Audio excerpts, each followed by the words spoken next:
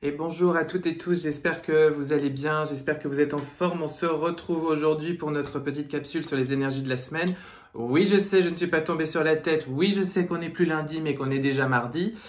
Simplement hier, exceptionnellement, j'ai eu beaucoup à faire et je n'ai pas eu le temps de vous tourner cette vidéo. Ceci dit, je me suis aussi autorisé qu'on se décale de 24 heures parce que hier, c'était la pleine lune et vous aviez déjà la guidance lunaire autour de cette pleine lune. J'avais fait en plus une guidance assez complète pour bien vous poser le cadre énergétiquement de ce qui se jouait autour de cette pleine lune et de ce qui se joue sur la période actuelle et les semaines à venir. Donc je me suis dit que quand même vous n'étiez pas complètement largué, apeuré à la rue.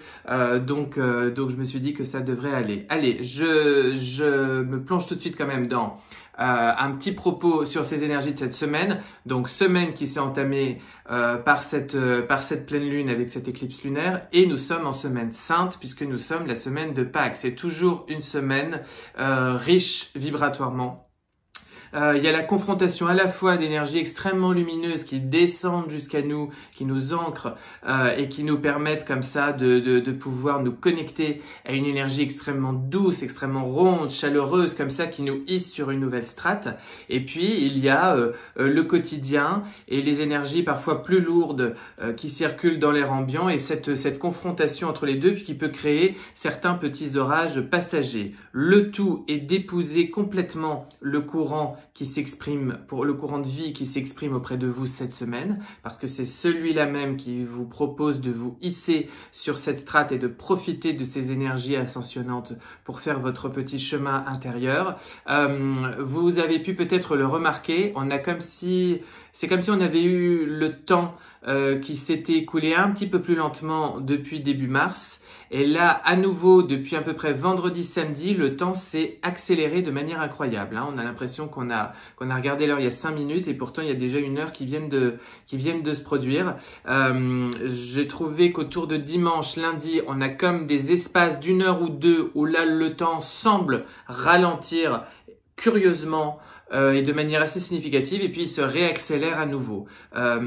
Vous avez quand même cette énergie christique des maîtres, des étoiles, des anges, des archanges, des êtres de lumière qui sont extrêmement présentes tout au long de cette semaine.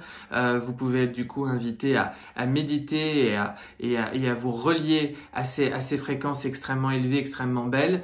Vous êtes plutôt invité d'ailleurs à aller les ressentir quand elles vous traversent. Mais ne surtout pas essayer de les saisir, de les apprivoiser, de les enfermer comme ça dans un petit carcan avec votre mental, de chercher forcément à comprendre ce qui s'est passé, ce qu'il en retourne, mais juste plutôt au contraire de vous laisser traverser dans ces courants de fréquences sans vraiment chercher à mettre le mental par-dessus. C'est ça qui dénouera peut-être une certaine tension superflue, et c'est ça qui vous permettra justement de profiter de cette énergie ambiante pour libérer certaines choses et vous sentir renouvelé. Voilà, de vous sentir renouvelé en ce début de printemps, parce que une semaine d'ascension, une semaine de Pâques, c'est quand même une semaine très très propice à un renouvellement. Voilà. Alors, les amis, on regarde avec le tarot. Le tarot, de quoi il nous parle aujourd'hui pour cette semaine, pour ces quelques jours là qui arrivent. L'énergie générale est à la libération et la guérison d'anciennes blessures. Je vois surtout des choses qui ne vous incombent plus, qui ne sont plus censées vous appartenir, qui ne sont plus censées jouer dans votre jeu de cartes, voyez, de l'humiliation, des rejets, des abandons, des blessures, des colères, vous adaptez selon votre situation, mais c'est comme si tout cela n'était plus d'actualité, et justement on le lâchait. On était vraiment invité à le considérer une dernière fois pour mieux lui dire au revoir. Il y a vraiment l'idée de pas trop regarder dans le passé, mais justement regarder avec beaucoup de foi et d'optimisme vers l'avenir, et encore une fois de se laisser hisser dans cette fréquence, dans ces fréquences ascensionnantes avec cette semaine sainte, cette semaine pascale. Bon, ce vers quoi vous tendez cette semaine, justement, c'est de retrouver cette énergie avec ce magicien qui porte ce chiffre 1, c'est la loi de l'attraction, si vous voulez, le magicien. magicien. C'est cette partie de vous qui est maître de son éther, de son environnement spirituel et de ses lois, et qui va justement l'aider à manifester ce qu'il désire dans la matière. Donc, justement, précisément ce dont je vous parlais, c'est-à-dire cette aptitude à être extrêmement optimiste et à regarder vers l'avant. Le conseil que l'on vous donne du coup pour vivre cette semaine, c'est de ne pas regarder le passé. Voilà. Bon, je pense que le message est extrêmement clair. 7 d'épée. Je ne vais pas étayer plus alors que les cartes finalement nous donnent bien le propos qui a déjà été tenu. Voilà. Au moins, avec ces 5 petites minutes, vous aurez eu un petit aperçu de ces énergies de la semaine pour vous sentir un petit peu guidé.